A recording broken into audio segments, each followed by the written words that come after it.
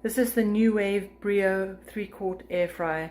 It has got to be one of the most beloved and well-used pieces of equipment in our kitchen, and I'll tell you why. So first up, it's this is the 3-quart version. There are larger ones, but as you can see, it doesn't take up very much room on the countertop, and we have got a family of 4, and this 3-quart size is absolutely big enough for us. You can see I'm not reviewing something that I haven't ever used before. You can see it is well used. I put the aluminum foil in the bottom because I find that that really helps with the cleanup process.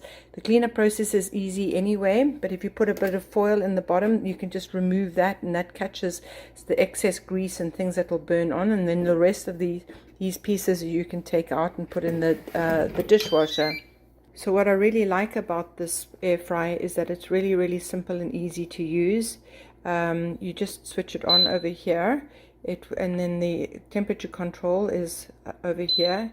It does jump up to the default of 360, and then you can use your time to go up and down depending on how much time you want. It's got some preset buttons over here. So if you look up over here, as you can see, this is a very well used piece of equipment, and that's exactly why I'm reviewing it, because it gets so much use in our family on a daily basis, and it's that helpful. Kids come home hungry from school, they just want to warm up some pizza that we had the night before, and this is how they do it. Now, for instance, if we wanted to eat some fries that came directly out of the freezer, we'd use this. So then all you need to do is go up to 400 degrees.